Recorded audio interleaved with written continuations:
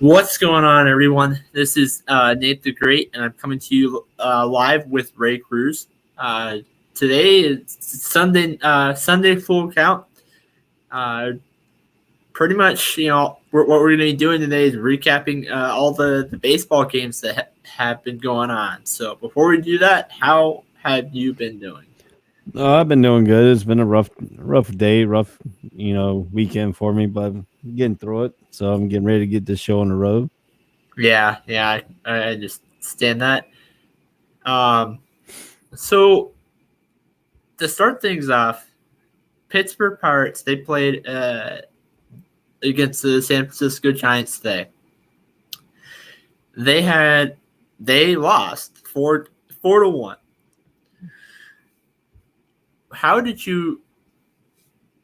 What are your thoughts on this game? Well, 4-1. You got to understand Pittsburgh was always picked to be dead last in that Central Division. So, this is not a big surprise. What is a big surprise is San Francisco is leading the West Division over the Dodgers of the former World Series champions last year. So that is a very big surprise. And San Francisco has really been surprising all season long. And Pittsburgh is at a reasonable win rate. The question is, will Pittsburgh get over 49 wins this season? And right now they're 15 wins right now. So I think they could get over. I think they can get over that hump of 49 wins, maybe. But the big question is for them is where they gonna get all these wins from. Against the top tier teams, they're losing. Against teams that they could beat, they're still losing. But they did pick up 15 wins this season. It's really traumatically success. But this game did not surprise me at all. I think San Francisco could win easily over them, and then they took the series. I think they swept in this series. So no, Pittsburgh won the last game. Okay, yesterday. All right, so they did take the series though. Yeah, two games to three. Yeah, 2 games to 3. So they did sneak one game out of there, but to me, I think this was a very good. San Francisco team right now, and right now is San Francisco the team to beat in the West? Yeah. I just have a lot of things to say. We'll get to it later, but I have a lot of things to say about the Dodgers. The Dodgers earlier today. But that's not the next matchup. So the next game after the Giants and the Pirates is the Orioles. They won. They beat the Yankees, a team that has been struggling on the offensive side of the ball. They won 10-6. Now, outside of today, the Yankees have been a great defensive team, just not good on the offense. I've said this so many times. They have not scored 3 runs in 1 inning until they played the Cleveland Indians. Well, they started off this game scoring 4. They were leading 4-2 out of the 1. Yeah, true. So, and then Baltimore, then they no score in the second inning. Third inning, they came up. They scored 1 run, but then Baltimore scored 3. Then it didn't. The rest of the time, they didn't score all the way until the Yankees didn't score again until the top of the 9th. But the game was already out of reach. It was 10-6. They both teams got over 10 hits. One got 10 hits. The Yankees got 10 hits, and the Orioles got 11 hits. So to me, this wasn't a defensive battle, pitching battle. I mean, if you look at the way it goes here, Aaron Judge, he probably had the best that he had the no Wade did. He was betting 318. But if you look at Aaron Judge's stat line for this game, he was the only one really producing, and they don't have Stanton in the lineup today either. So I mean, that's another big blow there. I mean, this is only one loss, so I think they did take the series 2-3 because it was the first loss. So Mm-hmm. so I mean, you got to understand that the Yankees they were producing a little bit here, and they thought they were going to turn the curve. Then all of a sudden they get another setback. And then the Orioles surprised me because they beat the Red Sox, swept them in the first game of the series, and then Boston has picked up ever since the first game in that first series. So I mean, the Orioles did have some good wins against Boston, and then they had some good wins against the Yankees, the teams that we thought were going to be 1, 2, and 3 in the division. So I mean, they did produce some good wins here, but still the Orioles are 17-23. They're 6-15 at home, and at 22-18, 11-9 on away for the Yankees. I mean, what's the deal with the Yankees? They're not hitting. The pitching is suspect between, now and because if you look at the pitching today, they had Montgomery started. He went three innings. He gave up 6 hits, 5 runs, and 4 strikeouts. Why are you letting the guy sit in this 3 innings and giving up 5 runs? It don't make no sense. I mean, is the manager really losing this team? That's going to be the question for the Yankees, because right now he's not really managing. Because if you letting one guy pick up 5 runs, and in 3 innings, that's totally wrong. I mean, after you give up 4 runs in the first inning, you should have pulled them. I think this game for the Yankees was just bad management. Period. Look at Lucas. I don't know how to pronounce his last name. Luetge, Luetg. He pitched 1 inning, no hits. No hits. Strike. He has no. He pitched 1 inning, and there's nothing else. There's no other. There's just zeros the rest of the way. I'm curious on why Lucas got taken out of the game. We still talking. What game are you talking about? I'm sorry. It's still Yankees. Yeah. Luke. I don't know. I mean, if you look at, he had 1 inning with 0 runs. Then they put the next guy in with I don't know, Peralta. Yeah, it's really.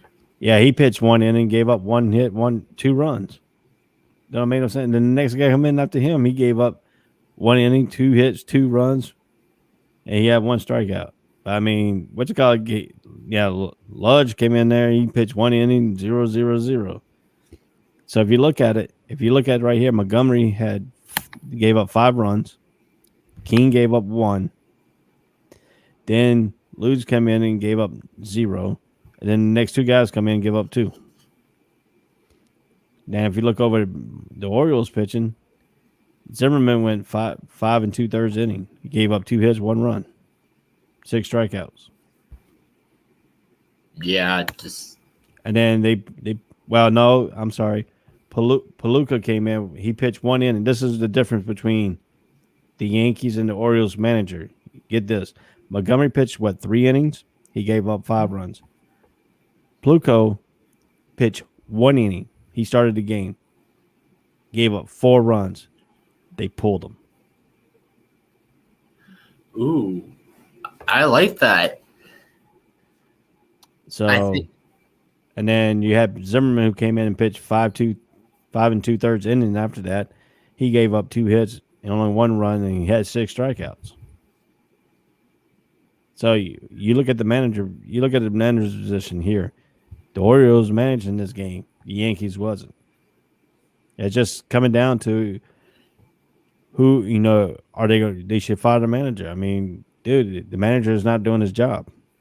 I don't know why you stick along with him, because the Yankees were picked to be first place in this division, and then Toronto was picked to be second.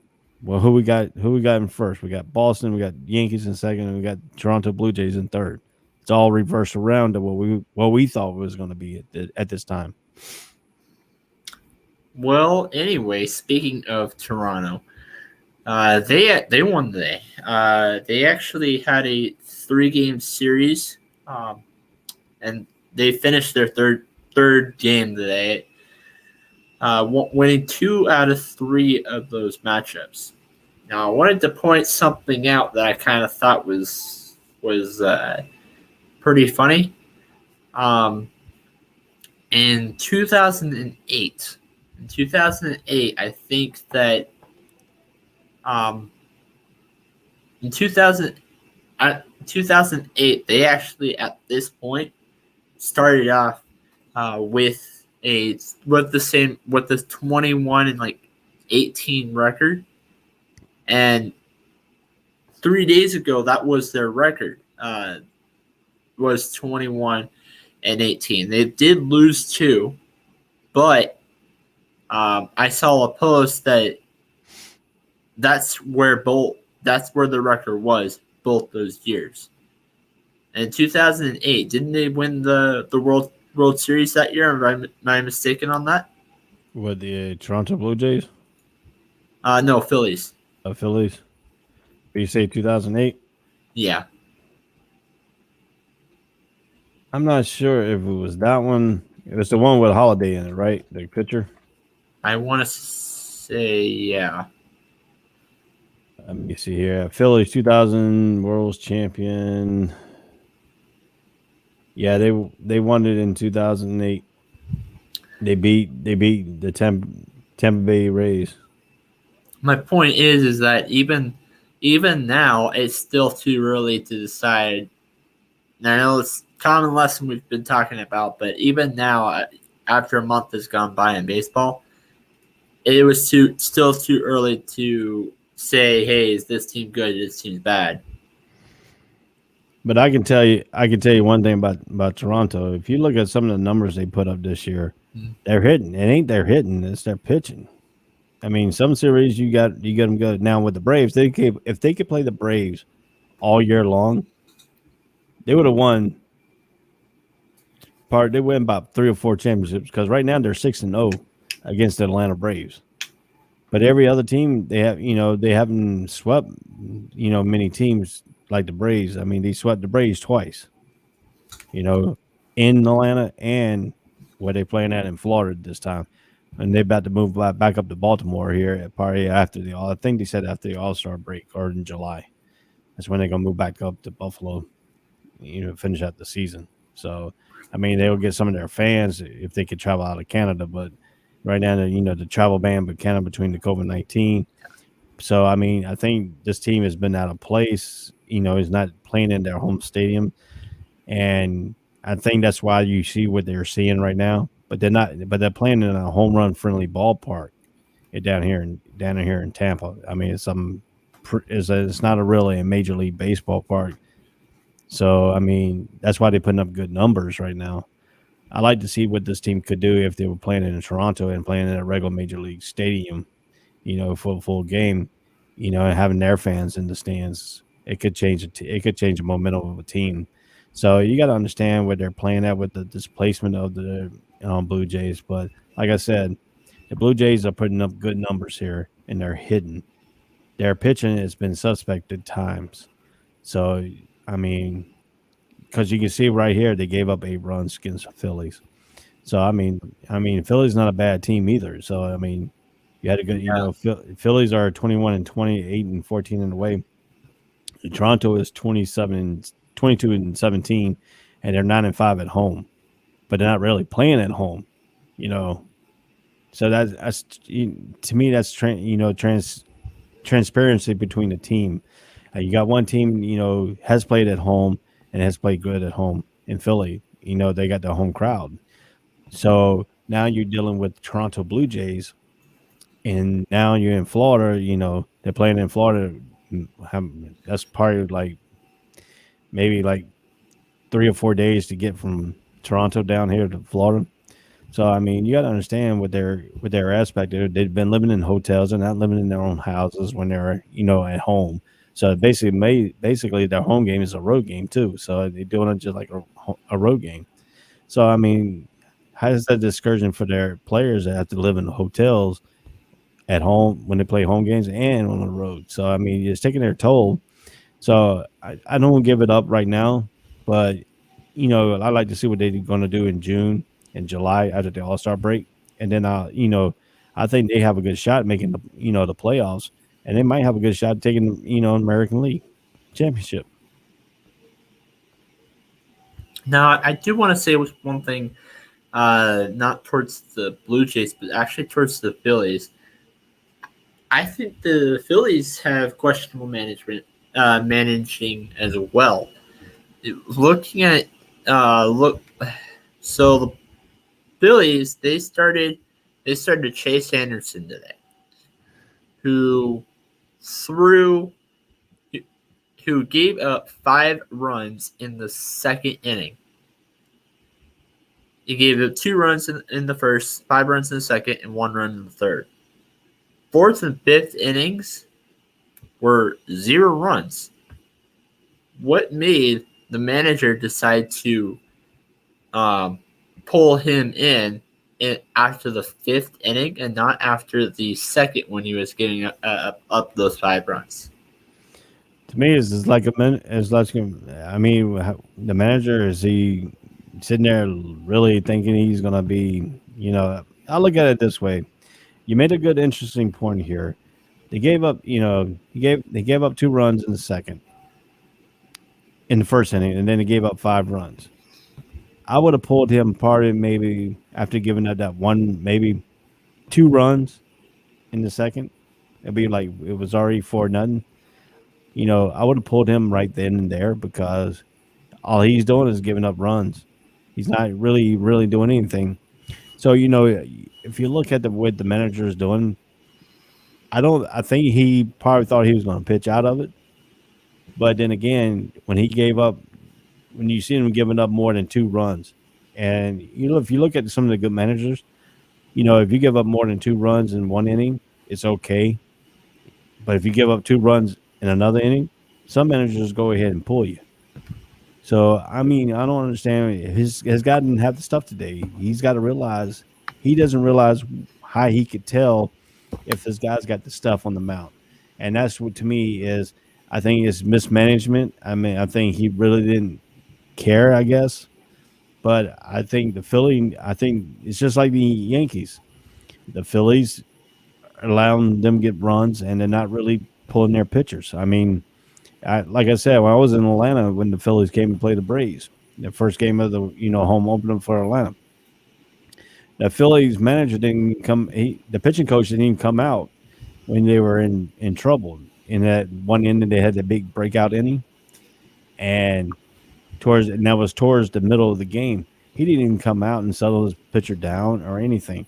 So I mean, to me, I think the Phillies manager. I think if Philly's going to win, they might have to break away from this manager, or this manager needs to get back in the videotape and see what his guys got stuff and know when his guys don't have the stuff and when to pull his guys. And that's the problem today. These managers does not know when to pull the plug on their starters. Yeah, I totally agree with that. Well, let's move on. Let's move on. Talk a little bit about the New York Mets. They played today against the Tampa Bay Rays. Tampa won this game 7-1. Marcus Stroman, the guy pitching for the Mets, excuse me. He pitched for about 6 innings. Now, he after that 5th run for the New York Mets in the 6th inning, that is when New York decided to pull. Now, I know it's not 5 runs in one inning, but would you have done it earlier? Let me see. He's pitching They were pitching in a pitching duel all the way up to the 4th inning, and he gave up 2 runs, and then he gave up another 2 runs. So he played. So his pitching. I'm going to get it straight here. He went 6 innings. Okay.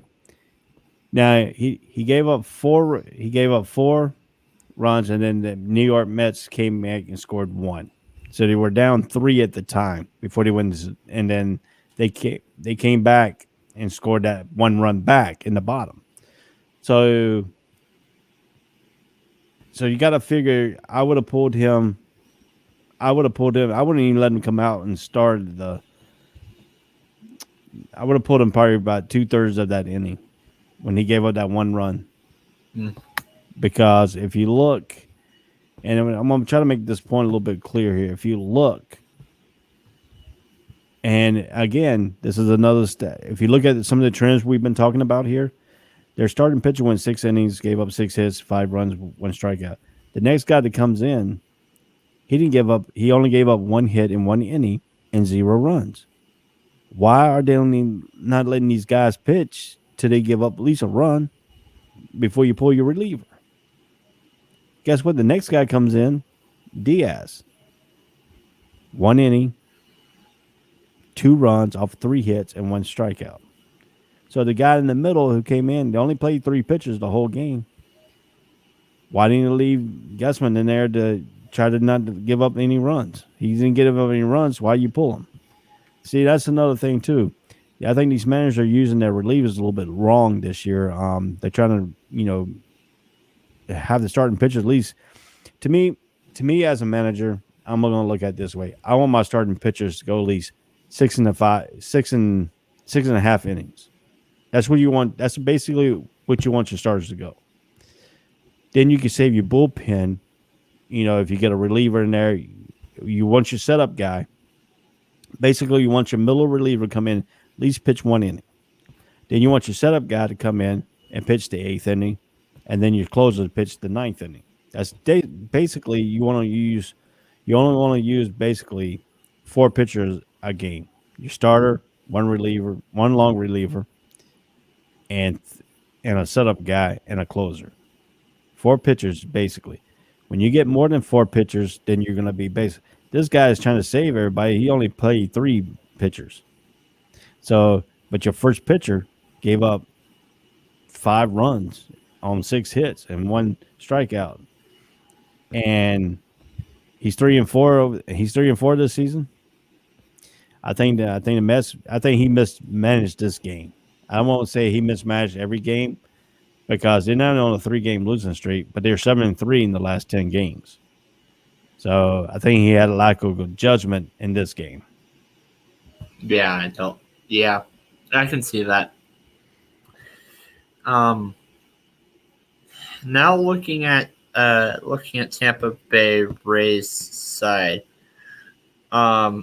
he had one run.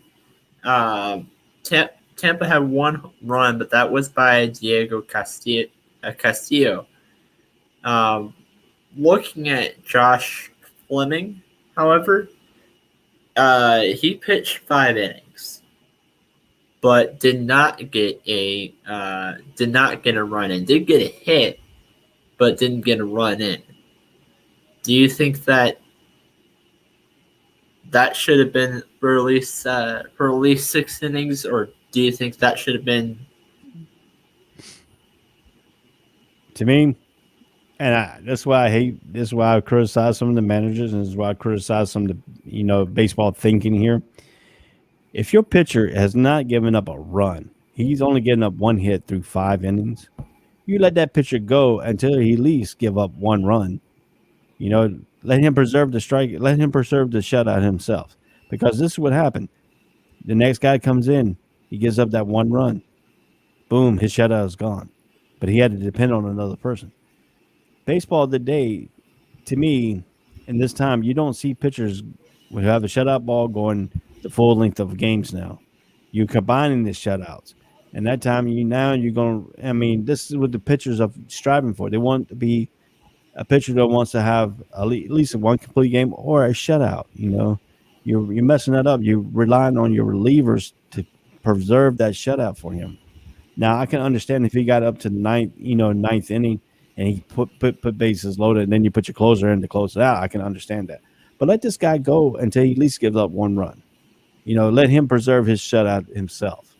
And if he can't shut out the game himself, then you put your relievers in. And that's what I criticize some of these guys now, because I understand they're trying to save your pitcher, but this guy is pitching a great game. He only allowed one hit, 5 innings, no runs, and 5 strikeouts. Let the guy go ahead and preserve himself. I understand it's early in the season, and that's when you want your guys to go early in the season. Now, I understand if it's latter part of the season after All-Star break, yes, you need to save your pitchers for the playoffs. So, to me, I think this one was a mistake of pulling this guy. Let him go ahead and shut out, even though they won the game and only allowed 1 run. But he did not give up any runs himself. Yeah, yeah, I do see that. Like I keep saying, it's still a little ways, little ways. All-Star break hasn't happened yet, so you've got time to worry about for pitching and all that kind of stuff. I got one more thing to say. Look at here. Now, they're between two different teams. New York only pitched 3 people, but they gave up 7 runs, correct? Mm-hmm. Well, the Tampa Rays pitch 1, 2, 3, 4, 5 pitchers. 5 pitchers in a combined for this win. So, I mean, if you would let Flemings go all the way, you could have saved 4 pitchers. Yeah. I agree. Next up is the Angels versus the Boston Red Sox. Angels won this game to get their 17th win of the year. Boston lost to get their 17th loss of the year. The final score of this was 6-5. He pitched. Jose Quinta was the guy as their starting pitcher. He gave up 5 runs in 4 innings. Boston, however, he gave up 4 runs in 6 innings. Boston, I think, had some mismanagement here too. Look at Josh Taylor. He pitched 1 inning, 0s across the scoreboard. Well, you gotta look what you think about this. I mean, he pitched 5 innings. Evaldi pitched 5 innings, 6 hits, 4 runs, 6 Ks. I mean, he was doing okay until he got to that 5th inning where he gave up that. He didn't have any runs. He had no runs coming up in this game here. So, I mean, if you look at it, he gave up 4 runs in the 2nd and no runs after that, all the way up to the 5th. And then they came back and actually took the lead at the bottom of the 5th. So I think he did right pulling the guy at that time, because he gave up 4 runs, and he was in the lead. So I mean, that's basically that's where you want to take a pitcher out sometimes, because if you give that run, you got a 1-point lead. So then he put Valdez in, like you said. Valdez came in 1 inning, 0 hits, 0 ERA, 1 strikeout. Taylor come in and did, had allowed no hits, no ERAs, no strikeouts. Well, then here you go. You got another guy that come in. He would pitch 2/3 of an inning, and he had 1 hit, 0 ERA, and 1 strikeout. Well, guess what? You put Barnes in the game. 1 1/3 inning. He gave up. He gave up the win. He gave up 2 runs. Mhm. 2 runs. Why couldn't you leave? Why couldn't leave Vino in the game? He only pitched 2/3 of an inning. And see, that's what you got to understand right here too. This is where the mismatch of his management of the Red Sox came in, because he came in at the lower half. He didn't know. He didn't. To me, he didn't understand the strategy of this game. You had the lead. You had a guy in there was pitching pretty good, and he only pitched a 2/3 of an inning. He didn't even pitch a full inning. And then you put the guy in who replaces him. He gave up 2 hits, 2 runs, and he had 2 strikeouts, and you lose the game. I think that, to be honest with you, I think there should have only been 2 pitchers this game. Yeah, true. Nathan Vaughty and Phyllis Valdez. Yep, that's true. Josh Taylor, Adam Tabolino. No, now I will say Tabolino did do really well in that short time he did to pitch, but he shouldn't have been in this game. Yeah, and if you look at the Angels pitching, they had Quintana pitch 4 1/3 inning, 5 hits, 3 runs, 7 strikeouts. Then your next guy comes in, he faces. He looked like he faced one batter. Now he faces a batter, but he didn't even get out of the inning. He had a 0.0 inning, Sagers, but he gave up 3 hits and 2 runs. Yeah, so pulling him out, I agreed with that. Yeah, and then you had Chiskid come in at 1 2/3 inning, 0 hits, 0 ERA, and 1 K. But after that, the next 2 pitchers, a 2/3 of an inning, 1 hit, 2 strikeouts. Now it's in Strickland. Watson comes in at a third of an inning, a fourth of an inning, no hits, no runs, no strikeouts. Then you put Iglesias in 1 inning, 0-0-0, 1 strikeout. You put Myers in 1 inning and 3 strikeouts, no run, no hits.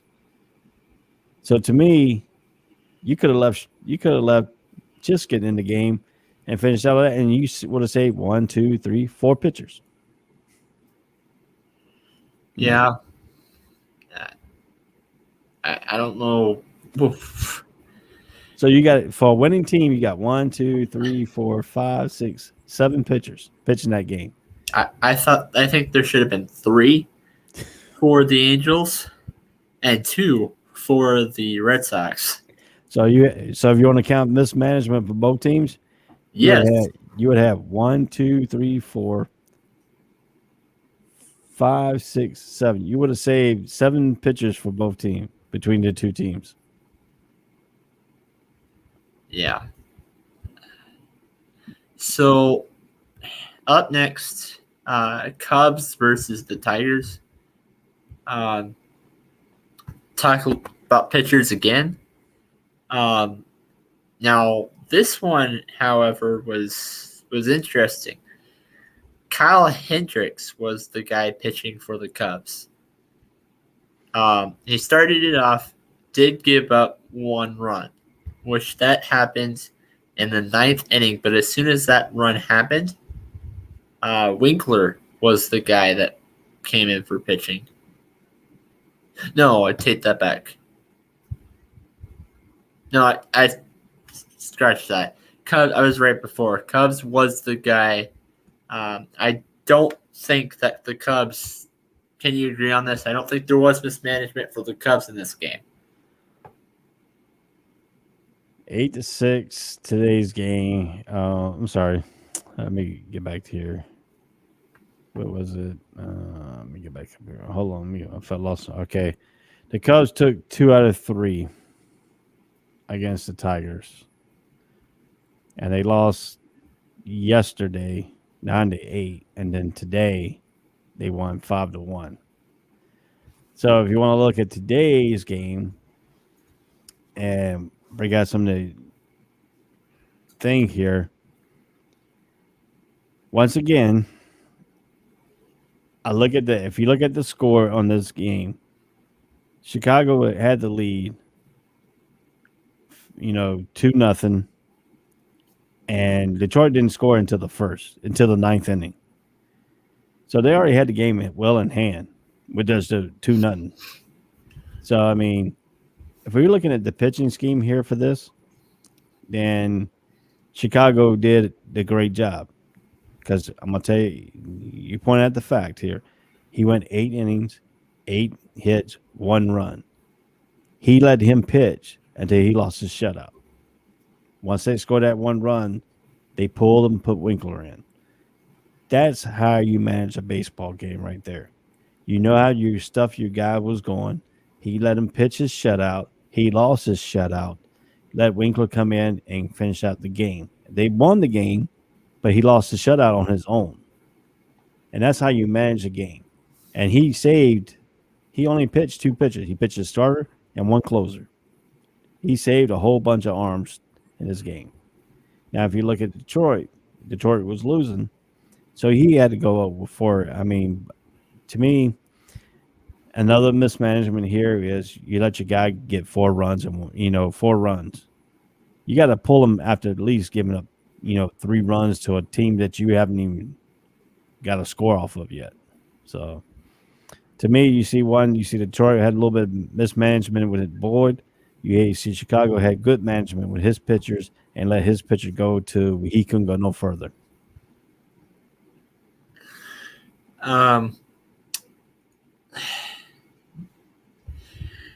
Next up is the Chicago White Sox versus the Kansas City Royals.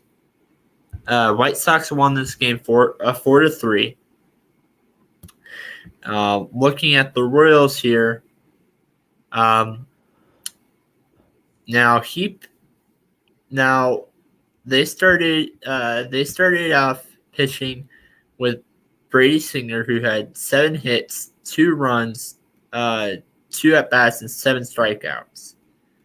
Then came in with Greg Holland, who had pitched 1.5 inning, 1.2 inning, with 1 hit, 0 earned runs, 3 at-bats, and 2 strikeouts. And then Wayne Davis was the guy to close it off with the 0.2 inning, 3 hits, and 2 earned runs.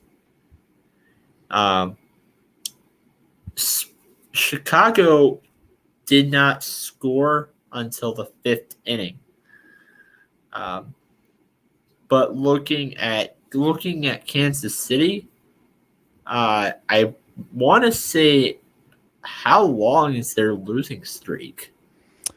Well, Kansas City did go on an 11-game losing streak. This is their 1-game started a new game losing streak today. Oh, okay. Okay, so they won yesterday, but that was their... Correct. Yeah. But they have lost. Were on an 11-game losing streak at one time. They were in first place. They won 2 straight. And then lost it. That weren't... Yeah. They were 11 games losing streak. They won 2 straight. Then they lost the one in the middle between. They lost on Saturday. Then they to me, I think Kansas City, now they won on Saturday. I'm sorry, they lost on Friday, won on Saturday, and they lost today. So, but to me, Kansas City was playing good baseball right at the beginning of the season, and like I said, as team. At the lackluster beginning of the season to now, we're seeing teams who are thinking they could be good, but they're not really that good. So, I mean, you see the fool's goals of Kansas City because to me, I thought Kansas City was going to be a real good fighting team. They proved that point all the way up to a certain point. Then they went on an 11-game losing streak, and now they're still, not back into that winning mode again. Now they're back into a start of a losing streak, and Chicago's now turned that season around to become that number 1 team in that division, and people all talking about it. So to me, I think this game, if we're going to talk about pitching scenarios here, we've been training with pitchers. So I mean, the Chicago White Sox pitcher, he went 5 2/3 innings, 3 hits, no runs, and 3 strikeouts. Well, guess what? Here's another scenario for that same scenario we've been talking about here. Heuer comes in, pitches 2/3 inning, 2 hits, 2 runs. Then your next pitcher comes in, Ballmer, 1 2/3 inning, 1 hit, no runs, 1 strikeout. And then Foster comes in. So we wouldn't know if Cease would have gave up a run or not. We wouldn't know that because he pulled them. Now we know the reliever comes in, gives that run. You blows another guy's strikeout. And this is the difference between the White Sox and the Cubs manager. The Cubs manager let his pitcher go all the way up till he lost the shutout. This manager didn't let his pitcher go all the way up till he loses the shutout. He pulled him while they were still shutting up players. And then Hewitt comes in and boom, he gives up 2 runs. So, I mean, if we're standing on this pitching trend, and we have seen it throughout the scenarios of these recaps, is the mismanagement of their pitchers. If you're going to to me, baseball has changed. We don't see pitchers this many times now go all the way up to a certain point of a game of a shutout. They always now are combined shutouts. Sometimes the managers got in there. When the analytics, I'm gonna tell you, when analytics came involved in baseball and in any sports, now we have seen changes around. Now they only want their pitchers to go 5 innings, 6 innings, and pull them, and then bring in the relievers. So to me, I think if you look at baseball over 100 years, when these analytics come involved, why are they getting involved? Because baseball has, we have a pattern now. If, the analytics says this pitcher only can go this far, they pull them. Why are they using the analytics when managers now, back in the past, never had these analytics? Baseball has gone to this analytics, and now it's taking the pure game of baseball out of the scenario. Yeah, I see. I totally agree with that. So next matchup, we have the Milwaukee Brewers, who they played against the Atlanta Braves. I'm gonna give you the ropes on this one since this is your team here. Why don't you talk about this first? Well, what can I say about the Braves? Starting pitcher going good all the way up to a point. 6 inning. What was the score? 6 inning at the score. The score was 2-1, 2-3. I would have pulled him after the 4th inning because I knew he didn't have the stuff in the 5th inning. I watched this game. His stuff was going in that 4th inning. They should have left him at the 4th. This is another thing of mismanagement by the Atlanta Braves. And they should have left him out and brought in a sub at this point. Boom. If you look at the pitching here, boom, the next guy comes in, pitches a 4th of an inning. 2 hits, 4 earned runs. Everybody else has been given earned runs after that. The starting pitcher is the only pitcher the Braves had didn't give up any runs. And that's another thing. They should have let him keep going until he couldn't go no more. And to me, I'm sorry, the Brewers pitchers. I'm sorry. The Braves pitchers gave up 9, 5 runs. And he's supposed to be one of their better pitchers. Noah, the Japanese guy? Yeah. He should be one of the better pitchers for the Braves. He's been pitching great all the way up to a certain point. Now he's giving up 9 hits, 5 runs, 6 strikeouts. Then look at over here, the Brewers pitchers. The Brewers should let the guy go because the Braves wasn't hitting him. I mean, he gave up 2 hits, 8 strikeouts, and no runs. Boom, their pitcher, like I said, the pitcher come in 1/3, gave up 4. And the Braves scored on all their subs.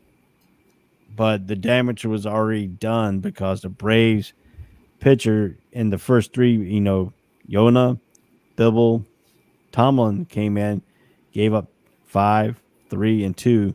And Newcomb come in and Jackson come in and give up none. So to me, I think they should have pulled Yana after he gave up 3 runs. Bibble, they should have pulled him after he gave up 1 run because he's a reliever. You don't let a reliever go If he gives up 1 run, you got to pull him. You can't let him give up 2 or 3 runs because that's going to be damaging your bullpen. That's going to damage your, relievers and stuff. So to me, I think this is like a mismanagement by the Braves and the pitching coach here. The pitching coach got to go to the manager and say, "Hey, look, he only gave up 5 runs. We got to pull him before he gives up any more runs. He should a minimum a starter should do is if you give up 3 or more runs, you pull him. That's the goal, and you don't need analytics to know that. An eye test can tell you that your guy didn't have his best stuff today because you look at certain games over his aspects, you know what his best stuff is. We have a month and a half over the season. They should know their stuff. The manager should know what that pitcher looks like by now because he probably had like 2 or 3, 6 starts in this time frame. So I mean, he knows when the best stuff and good stuff is. You can't, I understand the first month of the season because they're still learning the pitchers. But once you get into the second month, you should already know what your pitcher. You should know what your pitcher can do, and everybody on your staff can do. And to me, I understand the Braves got some injuries in here. So to me, I think we're looking at, where are the Braves doing? I mean, they're 10-10 away, 19-21. If you look at the Braves right now, in their last 10 games, they're 5-5. They're playing 500 ball. That's not going to cut it in this tight National League East. Especially since it's not expanded playoffs as it was last year. True. Yeah. Now, just to add on a point to what you're saying, I understand earlier in the season, especially for the new coaches, the coaches that have been on that team, like this is their first season with the team. I understand those coaches. But when it's later in the season and you've been a coach for that team for, say, 3-4 years now, yeah, and the team hasn't changed much, I just don't get it. I agree. I don't really agree with that. And especially the Braves when you got injured pitchers. I mean, you had some key injuries in your starting lineups. You replace them. Snorka was there, one of the best. Him and Yoka was one of the best two punch they had, and he got injured. He's out for the season. So I mean, the Braves need to go out and do something. I think the Braves need to go out and do something in the trade before the trade deadline to get some more good pitchers in. If they can get one or two key pitchers back in here and help them out, I think the Braves could turn their season around. But if their pitching is going to be suspect, the Braves are going to have a hard time winning in this division, especially when the Mets got a DeGrom going who's doing pretty good. So, I mean, and then they got a couple reliable starting pitchers that are actually doing good with DeGrom, but Grom is their superstar pitcher, and that's going to cost the Braves. And coming up in the next series, they're going to have a 3-game series against the Yankees. So this is the time to make a ground on the Yankees right here when you playing them in a 3-game series. So. Up next we have the Rangers. They lost, unfortunately. They lost, unfortunately, today to Houston. Chris Davis and David Dahl, the two guys that scored for us today. Astros, it was just a lot of people. The pitching for the Rangers, like you said, when you're talking about Jody Rod, about the relievers, about how they shouldn't pitch any more than they shouldn't have any more than 1 run per inning. Now, I did not see this game, so I can't really tell you to see if that 1 run was a grand slam. But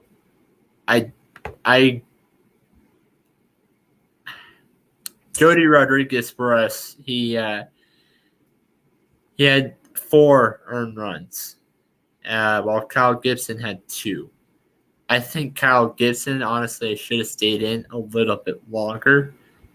That way, if he gets that 3rd run, Kyle Gibson would that's when to take him out. But Jody Rodriguez, he had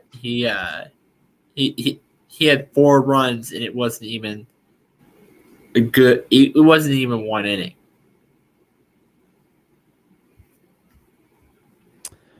Well, I'm trying to figure out something here for you. I'm gonna tell you where this game got really lost at in this game here. It was 3-0, and then it was two. It was Well, it was actually 2-0, and then it was 2-2. Yeah, 2-2, and then the 8th inning. I'm going through the full. I'm sorry. I'm going through the full play-by-play of the game here to see what happened here in this and where the big misconception it was, and how this guy only pitched 2/3 inning, gave up 4 runs. Yeah, I mean, I'm going. I didn't see it, but I wouldn't be surprised if it's a grand slam. All right, let's see here. Texas Rangers Dahl homer to center, 427 feet. Davis scored. That tied the game up. Then the bottom of the inning, it was still 2-2 in top. You know. But all right, here we go. You ready? Right. Bottom of the 8th. Gurriel hit a sacrifice fly to right field. Aludo scored. Cora to third. The score was 3-2 Houston. Tucker walked. Bergman to second. McCormick singles to left. Bergman scores. Cora scores. Tucker to second. And that was a 3-run inning for the in the bottom of the 8th for Houston. And then in the top of the 9th, it was, and then Martin pitching for Texas came in that same inning. Straw singles to center. Tucker scores. McCormick to second. Then Maldonado struck out swinging to end the inning. So they gave up 4 runs and 5 hits in that inning. So that's what happened. That's where the inning broke out right here in the bottom of the 8th. And then the top of the 9th, you had Garcia ground out to shortstop. Davis struck out swinging. Dowell singled to right. Culberson struck out swinging. And that was the end of your ball game. Yeah. I think really 8th inning screwed us up. Yep. I would understand, hey, take Charlie Rodriguez out. It was a grand slam, and that's what happened to give us the 4 runs. I would understand that, but no. You scored on the Astros scored on 3 or 4 different occasions in that 8th inning. So, yeah, no, I don't know. Well, you got to understand the Texas Rangers right now on a 6-game losing streak. Yeah, we got swept by the Giants, and we got swept by the Astros. So when you're on a 6-game losing streak, your manager is gonna not really. When your team goes on, let me take this a little bit back here. Baseball is a different animal. When your team is on a 6-game losing streak, it's going to continue for a while because you got to get that momentum back. See, baseball is based on momentum changing plays. And if your team does not get that momentum changing plays, and if it gets against them, guess what's going to happen? It's going to continue on until your team finally figures out, hey, this is what we need to do to win. And when we cornercept that with, your manager needs to step in there and figure out what he needs to change. He might need to change the lineup around, move something. Because, like, I'm going to tell you, like last year, Acuna Jr. was hitting 5th for the Braves. When they moved him up to the leadoff, the Braves got on that roll and got him all the way up into the championship game in the National League against the Dodgers. Well, they had the Dodgers down 3 games to none and came back and let the Dodgers get 4 straight wins, And that was based on the pitching towards the end of that series. That one game, and that turned that whole series around against the Dodgers and the Braves. So now what you got to look at the Texas Rangers. Who's going to be that spark plug to change this thing around? if it keeps going to continue, you're going to see the Texas Rangers get a 11-game losing streak, just like the Kansas City Royals this year. So, I mean, once you have a bad team and they get on this losing streak, it's going to be hard for them to recover until they get that momentum changing play.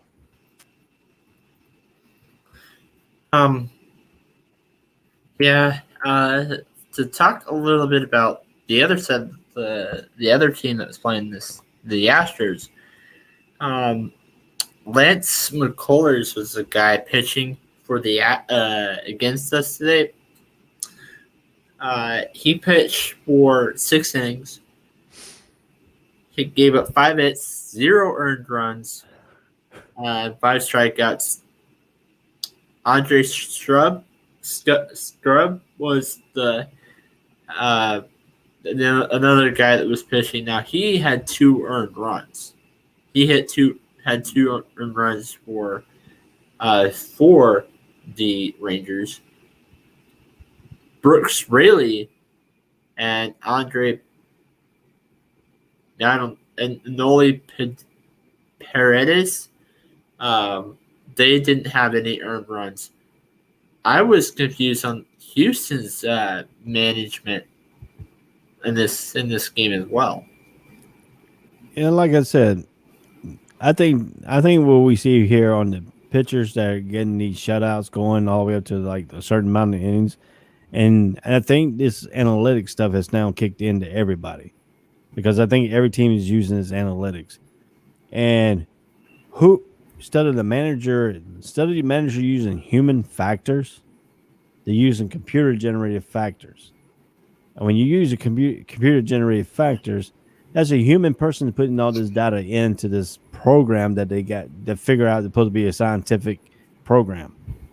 So when you're using computers in your thing, but when you physically can see the eyeball of the thing in your perspective, you're reading a piece of paper now, and your mind is now changed back from where, hey, I got to read this piece of paper and find out if I need to take this guy. It's like a cheat sheet type deal for him.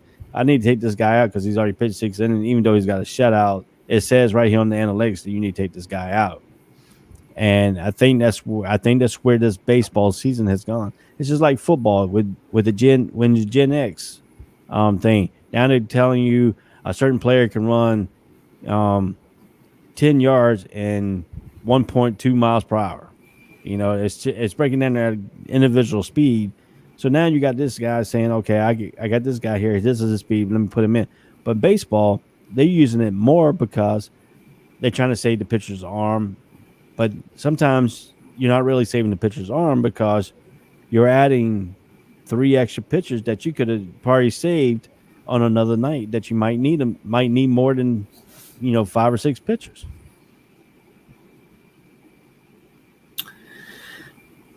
Yeah. So moving on, talking about the Minnesota Twins. They lost to the Athletics today, 7-6. Athletics, I think they were kind of like the Kansas City Royals in a way, because they had a 13-game winning streak, and they at one point had a tied record after that 13-game winning streak. So they were losing a lot after their win. But now they're back to having like their record being 27-16, so pretty good record. What are your thoughts on this Oakland Athletics team? What are your thoughts on the Minnesota Twins? Well, when we started this season, we were talking about Minnesota going to win their division. I don't think so anymore. No, it's still too early, but I don't think so anymore.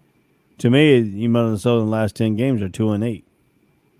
2-8 in the last 10 games. So now they're 13-25. Oakland Athletics. I thought Oakland Athletics was going to be like the third team in this thing. We all talk about the Los Angeles Anaheim being the number 2 team in their division, and then we're talking about Houston being number 1 and stuff like that. So if we look at the standings in this division right here, this is just mind blowing. This is just mind blowing here for the West. for the American League West. Oakland Athletics and the Houston Astros are tied in first place. Well, they have a game behind, 25-17 for the Athletics. Houston is 24-17. Now look at Minnesota. Minnesota is 10.5 games behind the Chicago White Sox because of these losing streaks they're going. And to me, I don't know what's going on with them. Is their managing position here? Because if you look at it, Minnesota pitchers had 8 hits. Mita went pitched 4 innings, 8 hits, 3 earned runs, and 2. So if you look at that, in 4 innings, they gave up 4 runs. That's in the second and third inning. 3 runs in the second, 1 run in the third. And then you didn't. Okay, they were leading. Actually, Minnesota was leading this game 4-1. And then guess what happened?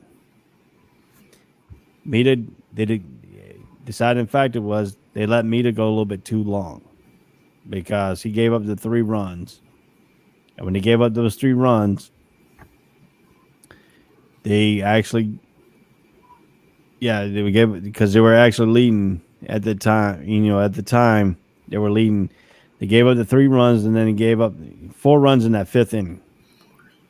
That's when Oakland Athletics took over this game. And then it was 3, and it was 4 and 5. It was 5-4. Then it was 6-4. Minnesota came back in the 8th, tied the game up, and then Oakland came back in the 9th and won it. So, to me, Minnesota is just playing bad baseball right now. I don't know if it's the manager, or if he's miscommunicating these lineups, or was the on paper wrong with their play on the field. And that's why I'd like to see, that's why I like to tell people. People like looking into the analysts and saying, hey, this team is going to be this team. It's just based on our opinion and what we see on the paper. But like you said, the old saying is, you don't win games on paper. You win the games on the field. And that's what is happening to Minnesota. They're not winning the games on the field, but they're winning the games on the paper. So, if I was Minnesota, going into this offseason trading deadline or whatever, actually, I would talk about the trading deadline first. If I was Minnesota, having on this losing streak, playoffs hopes are in danger, whatever the case may be, I think the first things first. I know that first things first, because of his age, looking at his age and all this kind of stuff, I would trade Nelson Cruz. See what you can get out of him. He's really more of a designated hitter now. He's 40 years old. I trade Nelson Cruz, maybe get a couple of draft picks. But who's going to trade for a 40-year-old? I wouldn't trade a lot for a 40-year-old, but I mean, he doesn't just because he's 40 doesn't mean he has a little bit left in him, left in the tank. I mean, he's batting 291. Let me look at his stats right now. See if I really would see if somebody would trade for him or not. He might get a little bit of something for him, but you ain't gonna get a top tier talent for him. No, I'm not saying that, but you might get like draft picks for. You could get a draft pick, maybe you could get a reliever that you might need. So that's something that you could look at too in the trade deadline. But to me, Minnesota's going to need more than just trading Nelson Cruz and getting what they can get from him. Now, are they going to scrap? Should they scrap it down for a rebuilding season? It could be possible because you're 10.5 games unless you start winning between now and All-Star break. Because you can probably see Minnesota being by the All-Star break. You might see Minnesota being 20 games behind. Yeah, right. So yeah, I think that they might be 20 games They're 10.5 right now. At this point. They're 10.5 right now. Reds and Rockies. This series actually split. So we were talking a little bit about this on Thursday when, it was Thursday, when the wild eighth inning happened, and the Reds scored 8 runs when it was 10-0. It turned into a 10-8 ball game. Luckily, Colorado did score to make it a 13-8 game. This series has been wild for the Cincinnati Reds. The main issue for the Cincinnati Reds so far is consistency. Now, this game, Reds did put up a lot of runs, so did Colorado. It's something that we keep addressing. Something that we keep addressing. The pitching. We addressed this all episode. The pitching was just not. The management was just not great for when it comes towards the pitching for the Cincinnati Reds. All these strikeouts, and they've only pitched for like 1 inning. I just don't get it. That's just for the Reds. For the Rockies, I understand a little bit of why some guys were taken out, but Tyler Kinley and Jordan Sheffield, I don't. But guys like Michael Gibbons, Justin Lawrence, I understand why those guys were taken out. But even Antonio Senzetla, he only had 1 run this game. He only gave up 1 run, and this was in 7 innings. Yeah, I'm looking at some because ESPN has screwed up some of this box scores here. That's why I'm looking at some of the ESPN stuff here. Get this: ESPN has reported that Hoffman only gave up 2 earned runs, and no other pitchers after him gave up any runs. So tell me how the Rockies got 6 runs. If you look at ESPN box score, Hoffman pitched 4 innings, 5 hits, 2 runs, 5 strikeouts. Then Hendricks come in 1 inning, 2 hits, no runs, no strikeouts. Garnett comes in 1 run, 0 hits, 0 runs, and 2 strikeouts.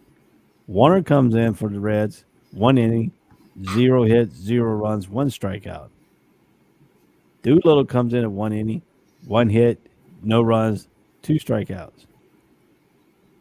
Anton comes in at 1 inning, 2 hits, no runs, no strikeouts. So where in the freak did the Rockies get 6 runs, and who they got the 6 runs off of? And that's what you're talking about main media here. This is a misprint by ESPN, so I can't really break down what I have to find what I can break down here for you. So I'll go ahead.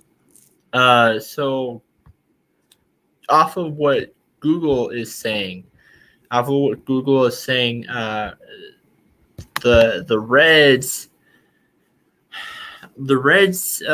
had Jeff Hoffman had 2 runs. Oh, yeah. It's not just ESPN. It's everybody. It's everybody. Yeah. It's everybody. So where does mysterious 4 runs come from? I'm wondering if the Rockies didn't. I'm wondering. Okay, so I'm wondering if it's the earned runs, if those earned runs were home runs instead of running to second, first, second, third, and fourth. Okay, I don't know, but here we go. They might have got 2 runs off of errors, so they wouldn't be earned runs. Because the Cincinnati Reds did make 2 errors in this ball game, so they could have gave up at least probably 3 or 4 runs right there in these 2 errors. I see that. So that's part where because when you do errors, you don't if they produce a run, they don't become earned runs; they become unearned runs, and they don't keep the unearned run stats anymore. They only keeps earned run stats. Yeah, I don't agree with it, but I don't agree with that. It should just be a separate stat being an error. Yeah, but they don't count it on pitchers because the pitchers is not really the pitcher's fault; it's their fielder's fault. So that's why they keep the unearned on the fielders, because your pitch the ball, your fielder got to make the play. If your fielder calls an error, why are you gonna blame the pitcher? Because the pitcher did his job; he got it to the player that needs to make that out. The out didn't coming out, so. I think it should be a stat towards the players, the fielders, right. not a stat. Right. It should be a stat, but I agree about it not being a stat towards the pitchers. I think it should be just towards other players on the field. Right. So that's where they probably got their 4 runs off these 2 errors. They probably got 2 runs apiece off these errors. So that's how they come down. So. But I also think that the Colorado Rockies, too, made a mistake, and they only allowed the starter. He gave up 1 run in 7 innings. And then the next guy they put in, he gave up 3 in 1/3 inning, 1/4 inning. 1/4 inning, Lawrence comes in, gives up another run. So that's 4 runs right there. And then Cantley comes in, he didn't give up anything. Givens come in, he gave up 2 runs. So if you look at the pitchers, the rest of the pitching for the Rockies, the starting pitcher went the most inning.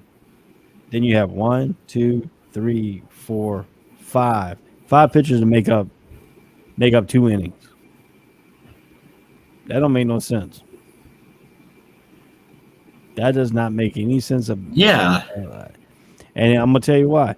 Because Colorado's a bad team, they're gonna make the bad mistakes, and this is what they did. Their manager made a calculation mistake because he probably trusted his stat line he probably judged the analytics based on his concept, what he could see right there. That's why I say these analytics are paper-based computer. You cannot agree with the computer, and we have seen that in college football when the computers produce out, teams that had more than 1 loss playing in the national championship with a team didn't have any loss. It don't make no sense. You're leaving it up to a computer to pick your stuff. Same way baseball. You're letting your computer pick the analytics. You're basing your concept of management off these analytics, and that's not how a game of baseball are really played. I mean, what happened 100 years ago when baseball was playing? They didn't have analytics. When baseball first started out. So now why are we going with scientific facts? Because they're trying to change the game of baseball, and you can't do that. If you're going to be a manager, you got to be a manager that knows your players, how they pitch, how long they can pitch. Don't believe in all these analytics, because you can put anything in the computer to misjudge the analytics. I mean, you don't know what this guy inputted in there to get this analytics. He could have made a mistake on one, a number, and that will cost him a lot of information. And I think that's what happened here.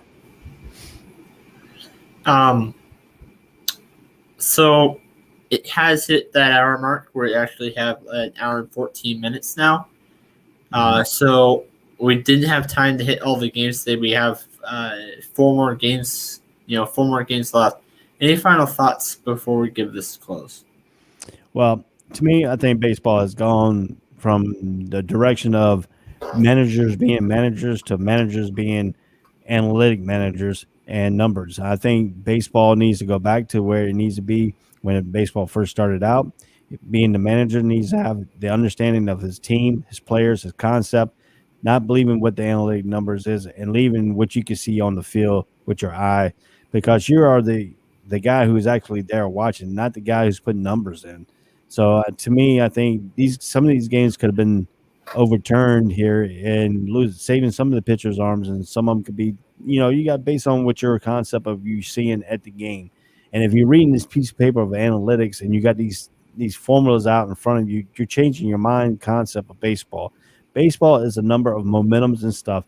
And you got to be a manager who knows when you pull your players, not to pull the player, not when to catcher. And if you see a pitcher that's got a shutout streak, let it go. Like Chicago Cubs manager, let it go until you lose that shutout. Yeah, I totally, I agree with that. Now, to talk about mine, this goes not just baseball, but this goes football, basketball, whatever, hockey, lacrosse, whatever. Stats are important for a game, but they don't tell the whole story. For me personally, I love stats. I'm huge, big. I know a lot of stats when it comes to things. You need to have a mix of both stats and eyeball test to see, to determine, to make a decision, for these managers to make a decision, for coaches to make a decision, GMs to make a decision. So, and not just have these baseball analytics like what we're seeing with these pitchers, or with college football as addressed earlier. So, that's all I had. This has been Nate and Ray signing out for now.